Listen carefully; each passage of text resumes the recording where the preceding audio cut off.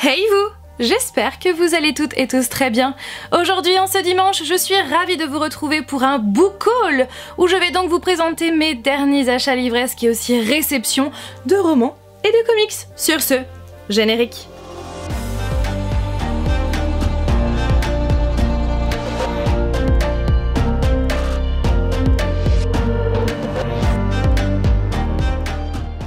Alors je vais commencer avec cette pochette parce que avec ce colis que j'ai reçu ce matin et que j'ai trop hâte d'ouvrir, je me suis dit non, il fallait que j'attende cette vidéo pour l'ouvrir et je sais ce qu'il y a à l'intérieur mais j'ai trop hâte vraiment de voir comment il est parce que oui, c'est un livre bien évidemment.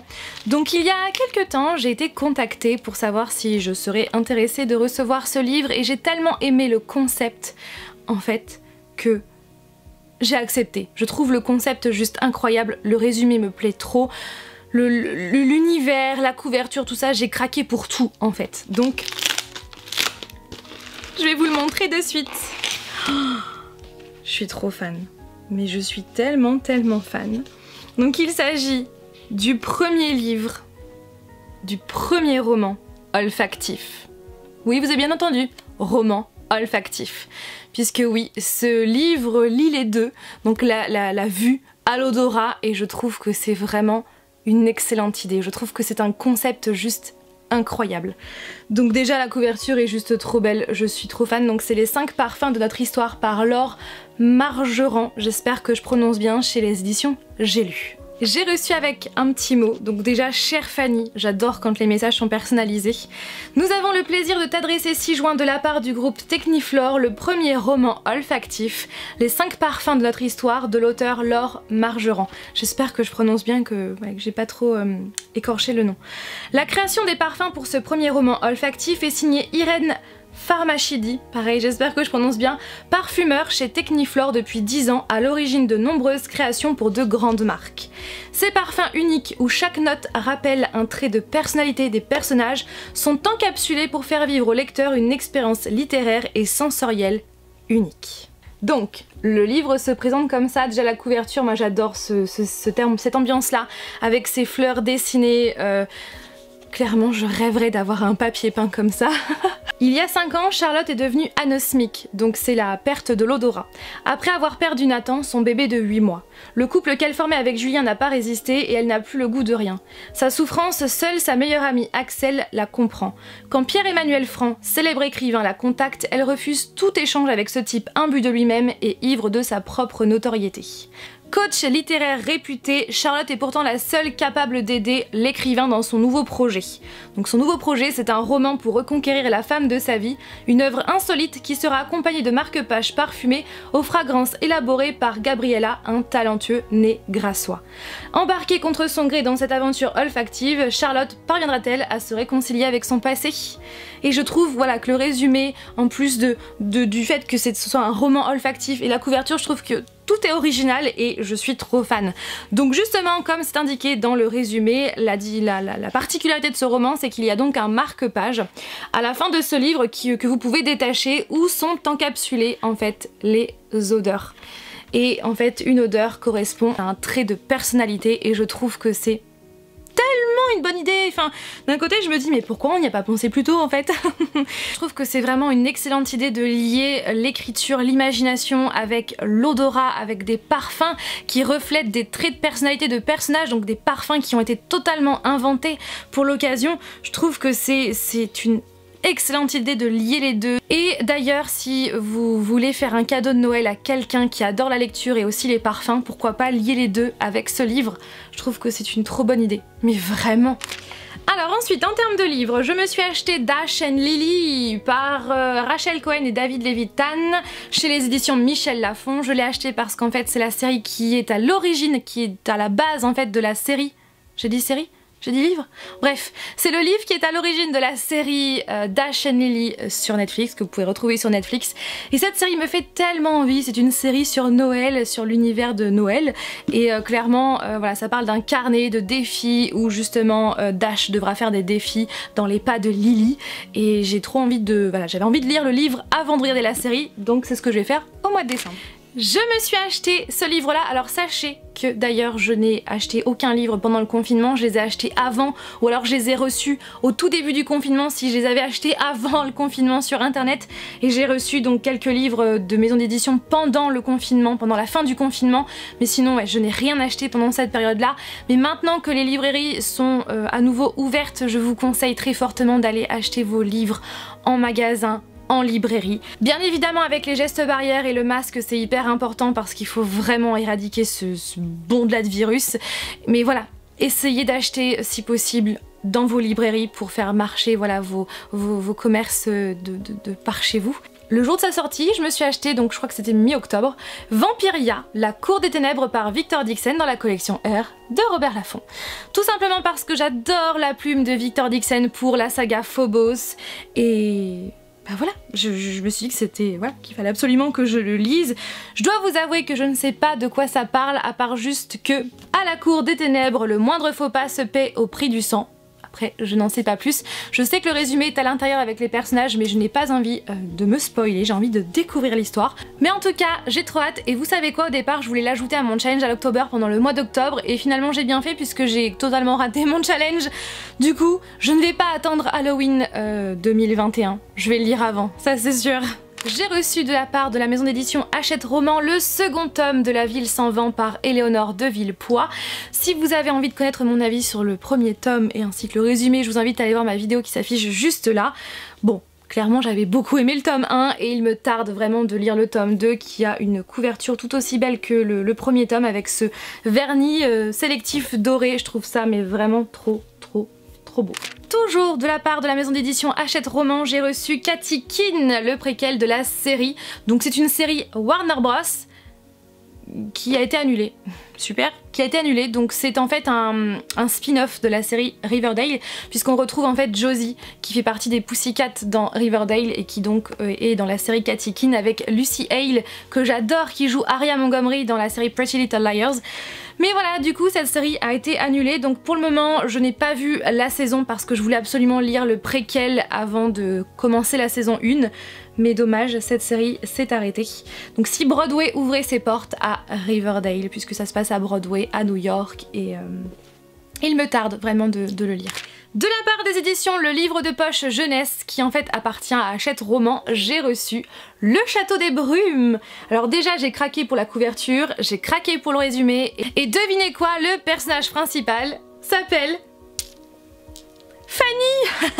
Donc clairement voilà, ça va se passer dans un hôtel somptueux où Fanny est une jeune stagiaire de 17 ans, donc c'est à la fin de l'année, donc pendant les fêtes de fin d'année, et il va se passer des choses et j'ai trop hâte. Donc pareil que Dash and Lily, ça va être une de mes lectures du mois de décembre. En ce moment je suis en train de lire Dark Elements, le premier tome Baiser brûlant de Jennifer L. Armentrout chez les éditions J'ai lu. Et vous le savez, j'adore la plume de Jennifer L. Armentrout puisque c'est elle qui a écrit la saga Luxe que j'aime tant, vous le savez, c'est l'une de mes sagas littéraires préférées de tous les temps avec Damon Black. Ça faisait un petit moment que cette histoire me faisait de l'œil et j'ai fini par craquer. En fait j'ai téléchargé un extrait, donc bien sûr gratuit, sur ma liseuse. C'est ce que je fais souvent, en fait je télécharge des extraits pour lire les premières pages, pour voir si j'arrive à rentrer dedans ou pas, si ça me plaît ou pas, et si c'est le cas, eh bien je l'achète soit sur ma liseuse ou alors je l'achète en format papier. Donc j'ai lu les 30 premières pages en extrait gratuit sur ma liseuse et j'ai tellement accroché que je l'ai acheté en format papier. Pour le moment, j'aime trop. Je suis en chemin, comme je vous l'ai annoncé sur Instagram, je suis en chemin vers un coup de cœur. Voilà, je sens le coup de cœur. J'en suis à 300 pages sur 450 et j'aime trop. Parce que ça parle du bien, du mal, de démons, de personnages célestes. Alors pas d'anges à proprement parler, en tout cas de ce que j'ai pu lire jusqu'à présent, ça parle pas d'anges. Peut-être après, mais si c'est le cas, ce serait trop bien, ce serait totalement la coïncidence parce que je ne savais pas, je ne savais pas que ça allait parler de ça finalement. J'aime trop clairement l'univers, j'aime trop le personnage de Layla qui en fait est mi-gardienne, mi-démon. Donc les gardiens en fait sont là pour combattre les démons, donc elle fait à la fois le bien et elle peut faire aussi du mal puisque rien que par un baiser elle peut tuer une personne qui a une âme en aspirant son âme. Donc elle est les deux et elle a toujours vécu avec Zane qui est un gardien et pour qui voilà elle le trouve charmant, mais sauf que lui il la voit plus comme sa petite sœur, et un jour elle va faire la rencontre de Roth, Ross, un démon qui va lui apprendre pas mal de choses sur elle, sur qui elle est vraiment, et j'aime trop. Mais voilà, qui dit Layla et deux garçons, Zane et Ross, c'est vrai que j'ai peur à ça, et enfin, de toute façon en même temps quand j'ai lu le résumé je m'en doutais un peu, mais je voulais quand même tenter, voilà, et finalement bah, j'aime trop parce que pour le moment ça n'est pas en place, voilà, mais si ça se met en place, j'ai peur que ça me freine dans ma lecture, donc on verra bien, mais en tout cas pour le moment je suis en chemin vers un coup de cœur et j'aime trop. Alors en termes de comics, j'ai acheté ce livre-là, donc il s'agit de Joker Killer Smile par Jeff Lemire et Andrea Sorrentino, j'espère que je prononce bien, dans la collection Black Label chez DC. Voilà, parce que c'est le Joker, donc là ça parle en fait d'un psychiatre qui est affilié au Joker, qui va tenter de le guérir et il va se passer pas mal de choses, la descente aux enfers, tout ça, et il me tarde vraiment de le lire, donc comme je vais prochainement le lire, je vous en parlerai dans mon prochain update lecture comics qui va arriver très prochainement. Et donc voilà au niveau dessin. Comme vous le savez, j'adore la série Lucifer. J'aime trop cette série, si je devais en choisir qu'une seule, voilà, ce serait ma série préférée de tous les temps. C'est Lucifer. Et donc, savez-vous que Lucifer Morningstar est un personnage tiré donc d'un comics créé par Neil Gaiman, qui se prénomme Sandman? Non, vous ne le saviez pas? Eh bien oui, c'est donc un personnage qui vient de la saga de comics Sandman, et donc Lucifer Morningstar est un personnage secondaire. Et donc depuis, il y a donc d'autres comics qui sont sortis, notamment celui-là, Lucifer Cold Heaven, donc écrit par Holly Black, Lee Garbett, Stephanie Hans et Antonio Fabela, donc les dessins aussi sont faits par eux. Et vous savez quoi, Holly Black, c'est celle qui a écrit Le Prince Cruel, que je vous ai présenté dans cette vidéo, et vous le savez, j'ai eu un gros coup de cœur pour ce livre. Donc voilà, c'est la coïncidence encore une fois, je n'étais pas au courant, et bah, c'est trop cool, et du coup voilà, je vais enfin pouvoir le lire. Donc j'ai dû l'acheter sur Amazon parce que je n'ai pas pu le trouver ailleurs, puisque c'est une version originale, il est en anglais, puisqu'il n'est pas encore sorti en français. Je dis pas encore, mais ça se trouve il sortira peut-être même jamais en français, mais j'espère qu'un jour les comics Lucifer vont sortir en français. Donc c'est sorti chez Vertigo aux États-Unis. Voilà pour Lucifer. Et au niveau dessin, je vais vous montrer les deux premières planches où on voit Lucifer avec la ville de Los Angeles.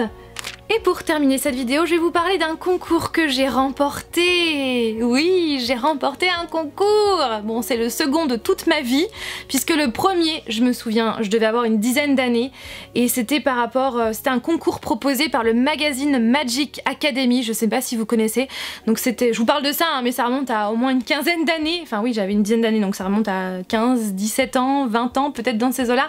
Et ouais, c'était un concours proposé par ce magazine qui était un peu une version de Poudlard, mais en magazine il y avait des chroniqueurs et c'était en fait des professeurs qui donnaient des cours de potions.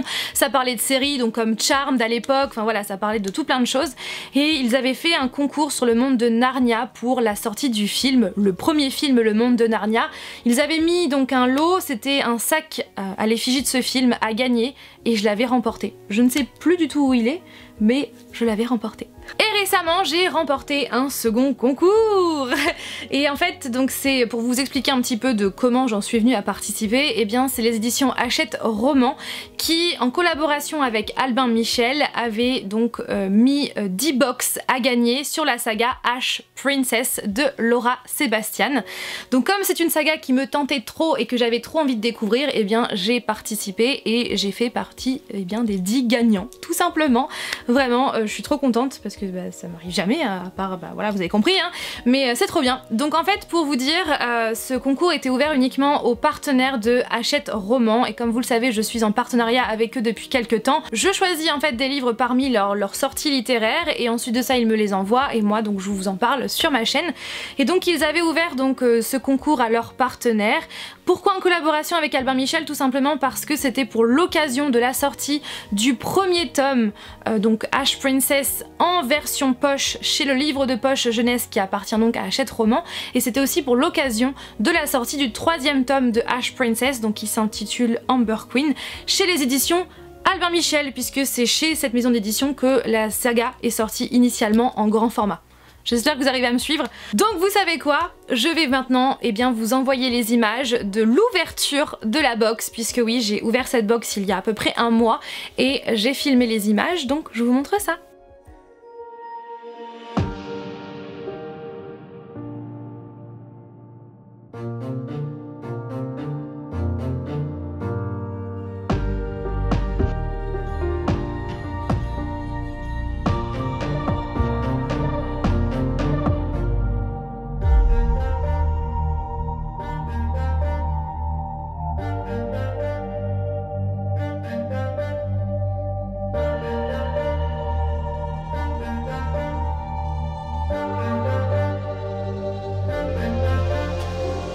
Donc pour récapituler, donc il y a ce livre Ash Princess de Laura Sebastian en version poche.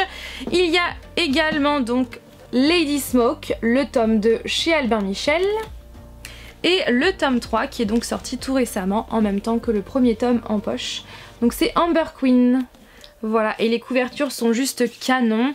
J'ai eu donc aussi ce carnet où c'est marqué « C'est dans le feu que naîtra ma révolution ». Ash Princess. Avec un petit mot comme vous avez pu le voir, avec une belle présentation qui était un peu beaucoup abîmée. Mais voilà, j'ai trouvé vraiment ça hyper bien présenté. Voilà, donc j'ai trop hâte de lire cette saga qui me fait de l'œil depuis mais tellement longtemps.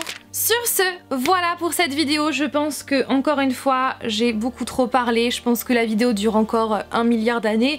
Mais bah voilà, quand je me mets à parler c'est difficile de m'arrêter, n'est-ce pas? Donc non, pas de haul Etsy dans cette vidéo parce que oui, sur Instagram je vous avais annoncé que je comptais rajouter mes petits achats Etsy dans cette vidéo. Mais quand je vois le temps que j'ai parlé, sincèrement, je vous ferai une vidéo à part dans quelques temps, voilà, où je vous présenterai mes achats Etsy. J'espère très sincèrement que cette vidéo vous a plu. Comme toujours, n'hésitez pas à réagir en commentaire, à me dire aussi quels livres ont rejoint votre palle tout récemment. Je suis très curieuse.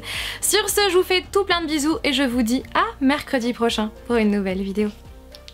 Bye! Yeah.